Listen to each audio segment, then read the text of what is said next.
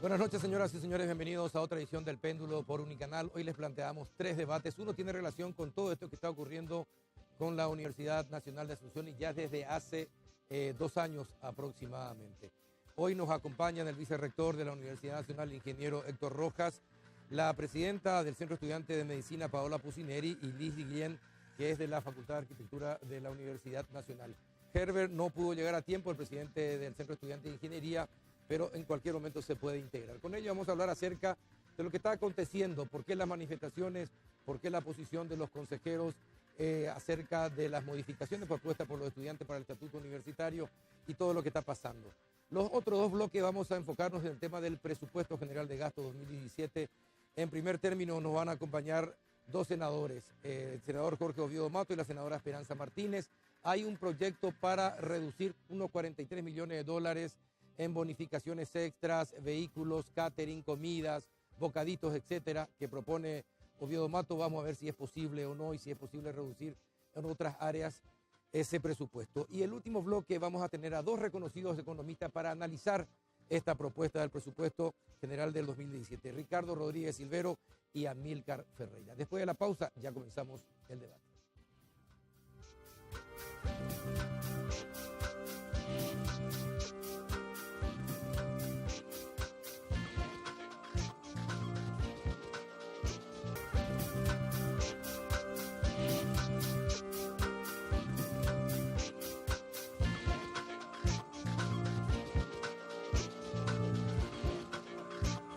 Buenas noches, Paola Pusineri, ¿cómo estás? Bien, ¿cómo estás, Carlos? Bien, presidenta del Centro Estudiante de Medicina. ¿Qué tal, Liz Guillén, estudiante de la Facultad de Arquitectura? ¿Qué cargo ocupas? Yo soy representante estudiantil ante el Consejo Directivo y presidenta del Centro Estudiante de la FADA. ¿También? Sí. Dos presidentas, excelente. Y el vicerrector, el ingeniero Héctor Rojas. ¿Qué tal, ingeniero? ¿Cómo anda? Muy bien, buenas noches, don Carlos. Gracias por aceptar la invitación de último momento y gracias por venir. Al contrario. Bueno, ¿qué es lo que pasó? ¿Qué propusieron ustedes que estos señores no aceptaron, la mayoría de los consejeros? Cuéntenos qué pasó, que la policía se movilizó, los fiscales les imputaron, ordenaron arresto, hasta todo eso se llegó por la protesta que realizaron. ¿Qué pasó? Bueno, primeramente nosotros lo que hicimos fue solicitar desde un principio, luego de todas las movilizaciones del año pasado que todos ya conocen, que se cambie el estatuto de la universidad. En ese sentido, el Consejo Superior Universitario, luego de que haya asumido el rector Abel Bernal, convoca o crea lo que es la Comisión Especial de Estudio de la Reforma del Estatuto de la UNA. Esa comisión trabaja durante 8 meses entre docentes, estudiantes y egresados de todas las unidades académicas. Algunos deciden no participar de esa comisión, se retiran o simplemente no asisten. ¿Quiénes no asistieron? Por ejemplo, miembros de la Facultad de Derecho, docentes de la Facultad de Ciencias Médicas y otros miembros que no asistían a las comisiones. ¿Y explicaron las razones? No, simplemente no asistían. Simplemente no. ¿Pero no era obligatoria la asistencia? No. Bueno, sale una propuesta a mediados de julio, esa propuesta se entrega al Consejo Superior Universitario y ya queda a disposición del Consejo Superior Universitario. Lo que hace es postergar su tratamiento a 2 meses y deriva a todas las unidades académicas para que la vuelvan a estudiar. En ese sentido, los estudiantes reaccionamos porque creíamos que llevar a 2 meses era demasiado tiempo, entonces entramos a conversar con el rector, el vicerrector y algunos decanos, en donde nos exponen que hay puntos que consideramos nosotros urgentes que se pueden tratar ya y nos dan algunas opciones. Entre ellas nosotros creímos más conveniente optar por considerar que se traten ya de manera urgente algunos artículos y que sean aprobados ya en la inmediatez y que el resto del estatuto sea estudiado por más tiempo. Nos dicen que las condiciones para que esos artículos se aprueben están dadas según lo que manifestaban los decanos. Sí. Cuando se da la asamblea universitaria, gracias a nuestro pedido, que esta fue recomendación de estas personas con las que nosotros hablamos, la asamblea universitaria toma una decisión totalmente contraria a lo que nosotros habíamos conversado. Entonces ahí se da la primera reacción de los estudiantes, fue el 24 de agosto, cuando otra vez hubo esa dificultad para que salgan los miembros del Consejo de la Asamblea Universitaria. Luego de eso solicitamos nuevamente, entramos a paro varias facultades y solicitamos nuevamente que se convoque a Asamblea Universitaria. Se convoca para el día de ayer y lo que hace la Asamblea Universitaria es ratificarse en su postura del 24 de agosto.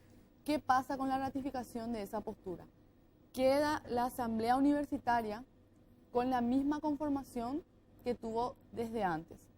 O sea que no existe ningún cambio. ¿Y la propuesta de cambio cuál era? ¿En qué consistía? Nosotros teníamos 3 puntos básicos sobre los cuales queríamos que se dé el cambio del estatuto en esos puntos, que eran, primero, que las instancias de gobierno, que eran los puntos que se estaban tratando, que en ellas ningún estamento de las 3 que forman la universidad tenga mayoría propia. Es decir, que las decisiones se puedan tomar mínimo con 2 estamentos. Lo segundo, que las reelecciones de las autoridades, ya sean consejeros, asambleístas y también los decanos y vicedecanos, y rector y vicerrector, puedan ser reelectas por una única vez. Y lo tercero, que las personas que ocupen cargos de confianza no se encuentren dentro de las instancias de gobierno de la universidad, porque hay una relación de dependencia entre el decano y hay conflicto de intereses, entre otras cosas. Ninguno de los 3 puntos es aceptado, o los cambios que se hacen en la ratificación no se enmarcan en ninguno de esos 3 puntos. Está fuera ya del orden del día de ayer lo que es también el Tribunal Electoral Independiente, que planteaba, según nuestra propuesta, que se elija un estudiante, un egresado y un docente en elecciones generales para que conforme el tribunal y que esos sean el ente que lleve las elecciones a partir de ahora. ¿Qué pasa? La Asamblea Universitaria decide incorporar 2 personas del Consejo Directivo, es decir, pierde su carácter independiente, ya que ahí estarían involucradas directamente miembros, autoridades de la facultad. Entonces, eso ya no entraba en el orden del día de ayer, pero también es un punto a destacar. Entonces, los compañeros indignados ayer reaccionaron ante las autoridades y pidieron que baje el rector Abel Bernal a conversar con los estudiantes y a dar explicaciones. Bajó el ingeniero Héctor Rojas, el vicerrector, y contó lo que pasó en la asamblea, más no explicó las razones de por qué se tomaron las decisiones, y tampoco lo hizo ningún asambleísta hasta el final, que fue cuando finalmente salieron. Y algunos explicaron y otros no. Explicaron, pero no convencieron. Bueno, no eso fue el panorama general. Ese es el panorama. Ahora, ingeniero, de estos 3 puntos, ¿por qué no aceptaron? ¿Ustedes aceptaron alguno de estos 3 puntos que ellos consideran fundamentales? Primero, algunas precisiones. Sí. El estatuto de una universidad es lo que la constitución de un país es al país. Entonces, la relevancia de un estatuto en una universidad no necesito explayarme. Y lo que manifestó se ajusta totalmente, ¿verdad? El Consejo Superior integró un equipo integrado por los 3 estamentos para que eleve una propuesta. Se trabajó, como bien aclaró, 8 meses. Y las alternativas que tenía el Consejo Superior, que fue el mandante de eso, al recibir el informe es, ¿verdad?, así como está, elevarlo a la Asamblea, ¿verdad? Pero entonces se discutió y se dijo, no, esto elevar de esta manera a la Asamblea puede llevar muchísimo tiempo porque son más de 240 artículos. Entonces se había acordado una metodología que era un mes distribuir a las facultades para que hagan llegar sus observaciones. El Consejo Superior recogería eso, se debatería dentro del Consejo, entonces un mes más eso para elevar a la Asamblea. ¿Eso fue aceptado por los representantes estudiantiles? No, justamente ellos entendieron que era dilatorio, ¿verdad? Entonces, dentro de eso hemos tenido la reunión que mencionó la dirigente estudiantil, ¿verdad? Y habíamos planteado 3 alternativas. La primera, de hecho, le elevar ya inmediatamente a la Asamblea. Sí. La segunda es postergar, porque la Asamblea tiene esa distribución, la elección, que era lo que provocara la inminencia de esta decisión. Las elecciones, según el estatuto actual, está para el mes de octubre. Entonces se les propuso una segunda opción, que sería: la Asamblea se convoca con miras a una postergación de las elecciones. Eso implicaba postergación del mandato de las autoridades, pero daba tiempo para estudiar los estatutos. Y la tercera opción era que ellos seleccionasen los artículos que consideraban prioritarios para con eso convocar a la Asamblea. Que son esos 3 puntos principales. principales. Que son esos 3 puntos principales, ¿verdad? No, perdón, son 28 artículos que ellos seleccionaron y presentaron, ¿verdad?, para ser estudiados. Sí. En esa reunión efectivamente tuvimos con los estudiantes, pero les pido que reflexionen aspectos. Escuché que dijo que nosotros nos comprometimos, rector, vicerrector, a que eso había condiciones para ser aprobadas en la asamblea. Eso no es así, y es más, yo personalmente no lo haría, ni tampoco creo que lo haría el rector, porque si usted va a una asamblea, mal puede prometer que una propuesta va a ser la aprobada por la asamblea. Así que eso yo aclaré varias veces, que de manera, ¿cuál era el compromiso nuestro? Que estaban las condiciones para convocar a la asamblea y estudiar las propuestas. Exacto. Entonces se realizó de esa manera, ¿verdad?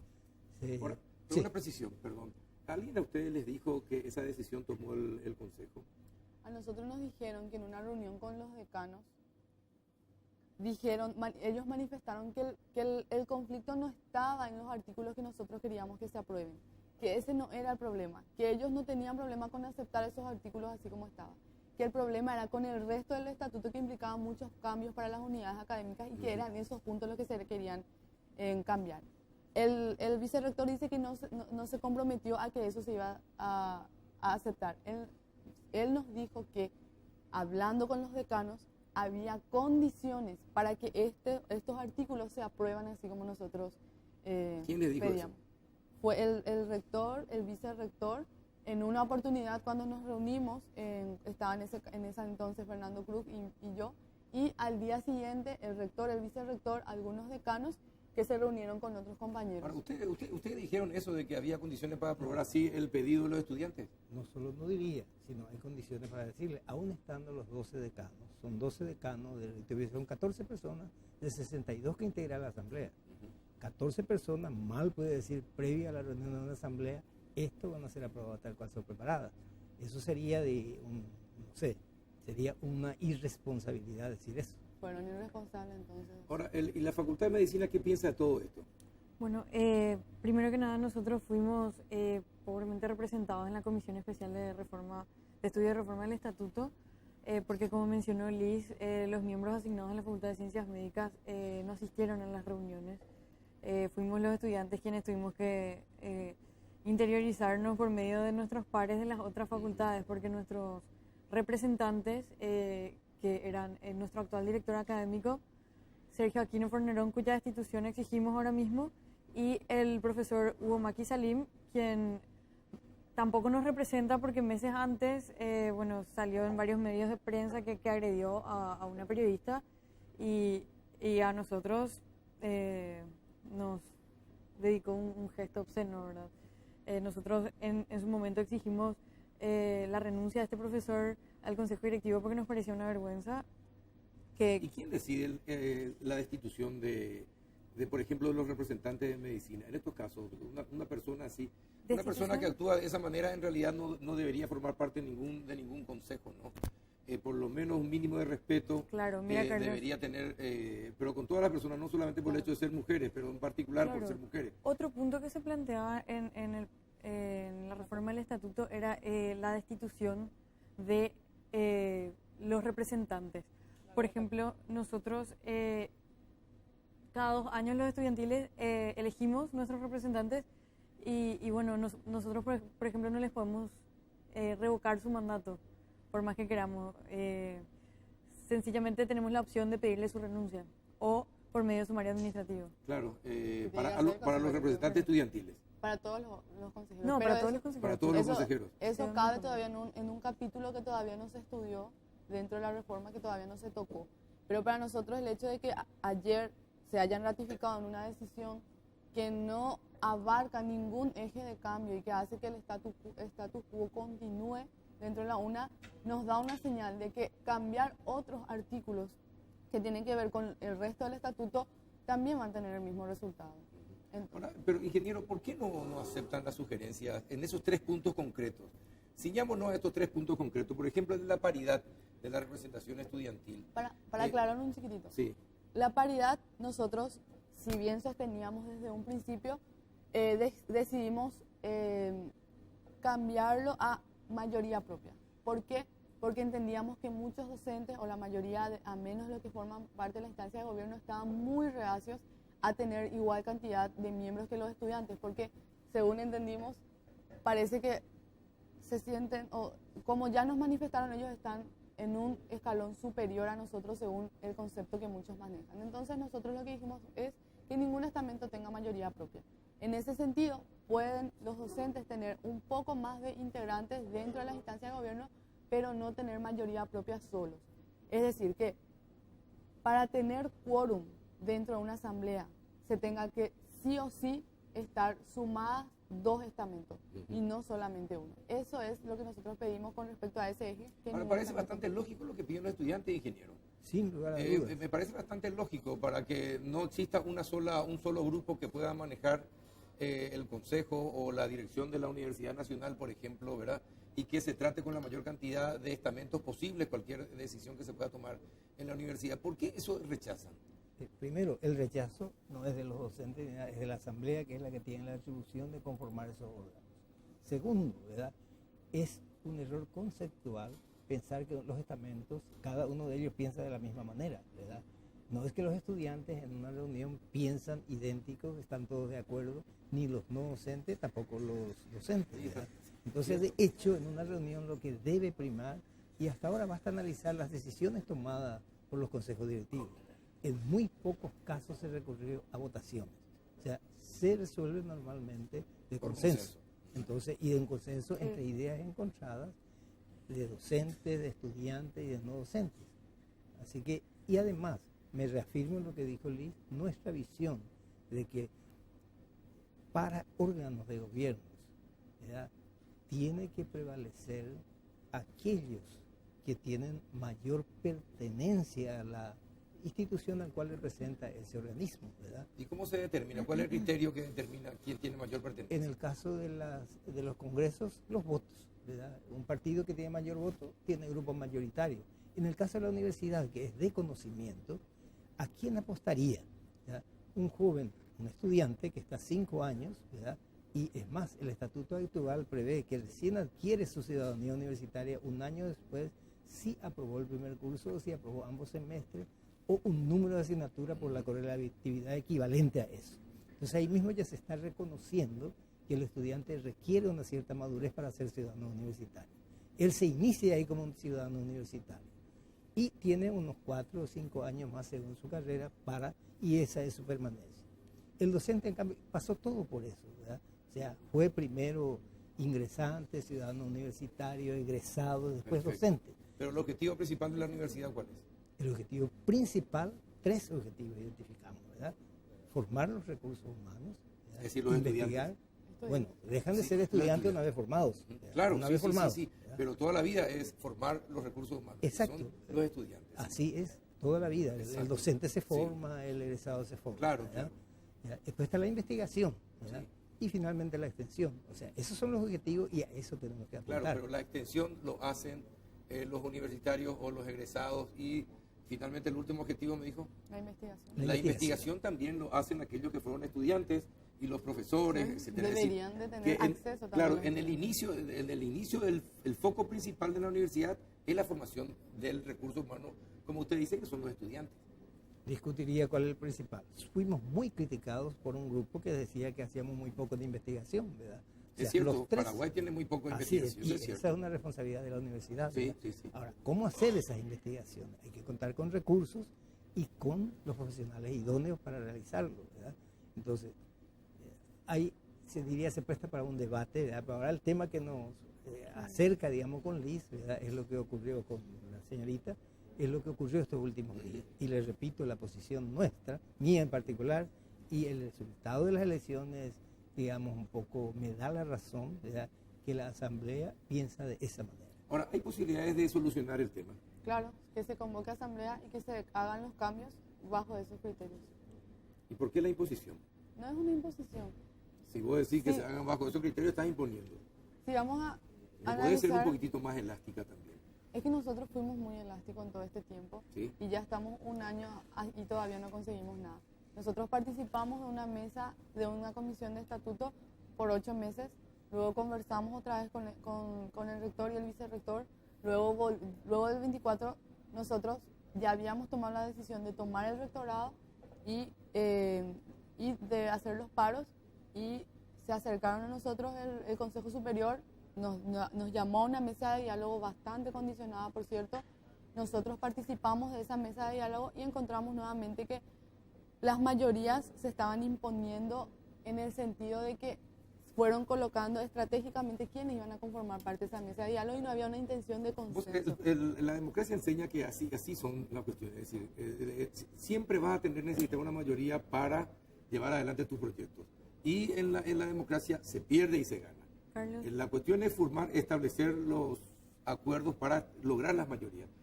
A ver, ¿qué quiere decir, Paola? Sí, te puedo responder y de paso le respondo al ingeniero. O sea, en mi facultad en particular no se cumple eso que dice usted de que las decisiones se toman en consenso y sin llevar a votación, porque en la Facultad de Ciencias Médicas eso sencillamente no sucede. Nuestros representantes estudiantiles siempre llevan propuestas y siempre terminan perdiendo 8 contra 7. O sea, es contra 5, perdón. Siempre es el estamento docente vota en bloque contra el estamento estudiantil, o sea, contra todo lo que plantea el estamento estudiantil. Y no son solo proyectos, ojalá fueran proyectos. Nuestra facultad casi dejó impune casos de acoso sexual en la Facultad de Ciencias Médicas por la mayoría propia de los docentes que defendiendo y apañando estos casos prácticamente dejaron impune a esto. O sea, gracias a la movilización estudiantil otra vez conseguimos retrasar esto, porque nosotros seguimos teniendo un acosador sexual en la Facultad de Ciencias Médicas que sigue siendo docente y todavía no fue destituido, porque en el Consejo Directivo se traban estas decisiones. ¿Por qué? Porque el estamento docente tiene mayoría propia. Eso es grave, ingeniero. Más que grave. Eso es sumamente grave. Y algo tiene que hacer el rectorado, el vicerrector y los que dirigen la Universidad Nacional para que estas cosas, por ejemplo, no se permitan en la Universidad Nacional. Totalmente de acuerdo. Un aspecto, ¿verdad? Sí. La legislación es de la UNA. No puede un caso particular de una facultad como manifiesta hacer que eso prime en la legislación. Otro aspecto, ¿verdad? Lo que menciona, eso es un delito. Claro. Eso no es solo en el ámbito universitario, eso hay que denunciar donde corresponde. Perfecto, pero están las sanciones administrativas que la universidad debe implementar. Y estas personas mismas que están haciendo la dilación de ese proceso son las que ayer votaron a favor o en contra de todos esos puntos que nosotros mencionábamos, por ejemplo, y se replican ese tipo de actitudes en otras facultades. En otras decisiones. Yo no he observado ese tipo de actitudes en otras facultades, pero sí puedo decir que la sanción administrativa tiene su proceso, ¿verdad? Si no fue bien llevada en su facultad, no generalicemos, ¿verdad? Entonces, al contrario, ahí valoro la inquietud de ustedes, ¿verdad?, de ejercer las presiones para que sean bien llevados esos procesos. Pero las presiones también nos pasa como las que ejercieron las dos asambleas que hemos tenido.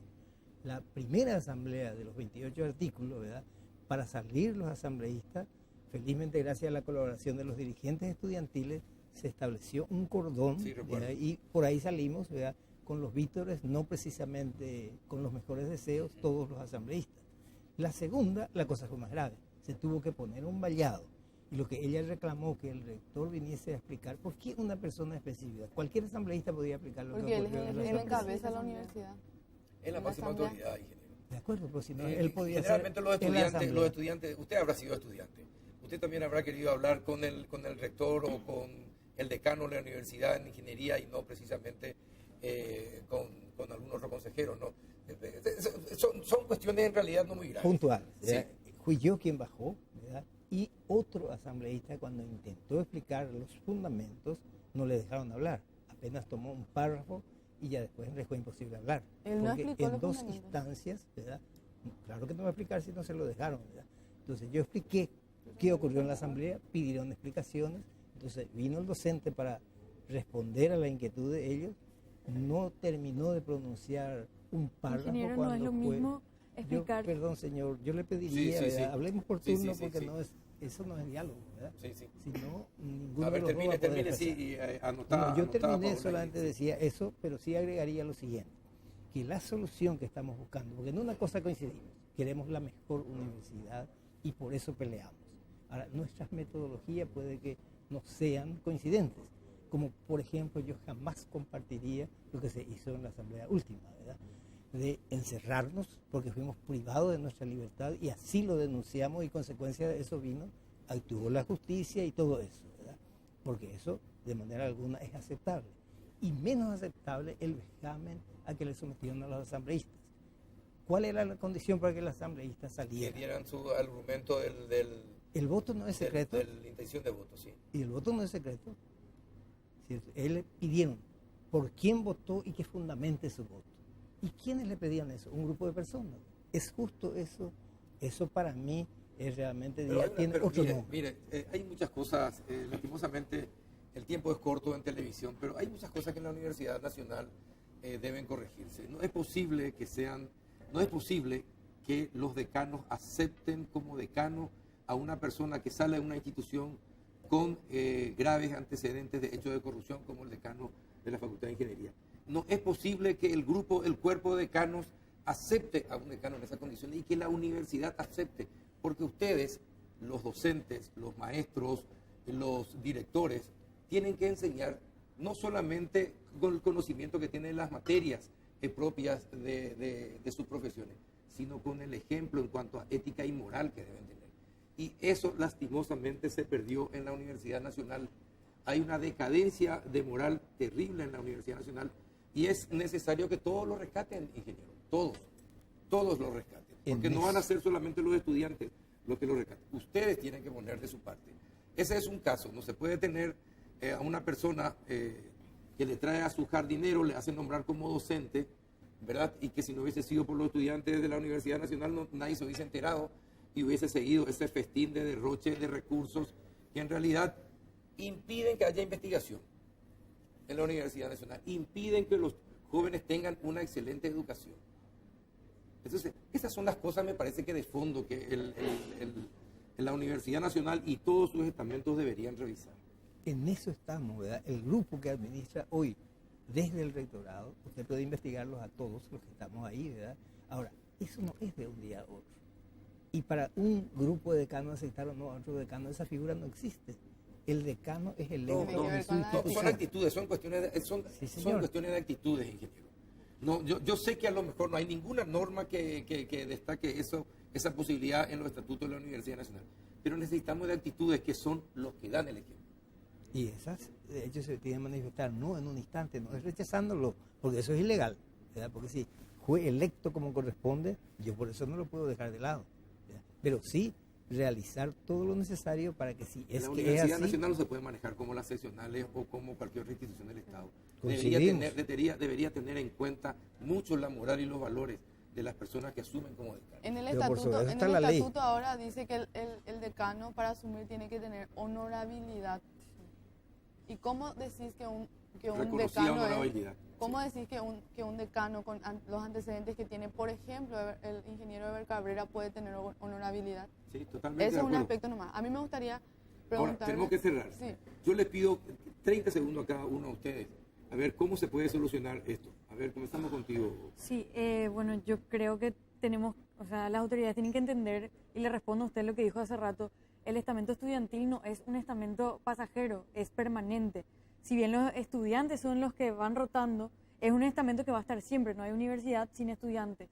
Todos somos universitarios, quiero redondear que no es lo mismo bajarse a contar qué pasó en la asamblea que fundamentar realmente su decisión. No es lo mismo que yo me baje y diga, yo voté por esto y él votó por tal cosa, pero no digamos por qué. Y a nosotros nos indigna que haya habido asambleístas que bajaron a decir que votaron en contra de la reforma que nosotros pedíamos porque los estudiantes quieren gobernar la universidad. Y no es así. Es más, nosotros queremos erradicar esa relación de gobernados que tenemos con nuestros docentes. Es algo que hay que sacar porque todos somos universitarios y bueno, no me parece que esa es la actitud de un universitario. Y el diálogo, más que nada, tenemos que llevar esto a asamblea de nuevo y todos tienen que estudiar bien la propuesta porque es evidente que no la estudiaron. Yo creo que las autoridades, y ahí entran asambleístas, rector, vicerrector, todos, tienen que empezar a dar señales de que ellos realmente quieren cambios en la universidad. Los 3 puntos que nosotros mencionamos son puntos totalmente racionales, que nosotros dijimos que pueden haber más representantes docentes que estudiantes y que egresados, pero no tener solos la mayoría propia. Y ahí pueden jugar con los números, etc. Entender también que si vamos a guiarnos por las legalidades absolutas, si vamos a guiarnos siempre por eso, hasta hoy día el presidente Stroessner iba a seguir siendo nuestro cabeza en la República del Paraguay. Y muchas otras cosas que se lograron por este medio. Y por último quiero decir una cosa. No, los estudiantes no queremos gobernar solos en la universidad y queremos que se entienda el rol que tiene cada uno y que el rol de cada estamento es fundamental para que se gobierne la universidad y que se tiene que tener en cuenta. La universidad Cortito. pierde función casi sin los docentes, porque no puede transmitir. Pierde resultado, forma de medir sus resultados en la sociedad sin los egresados, pero pierde sentido y naturaleza sin los estudiantes. Gracias, Liz. Ingeniero. De acuerdo, los tres estamentos, ¿verdad? Y los tres son permanentes, no solo los estudiantes, pero los órganos los integran las personas.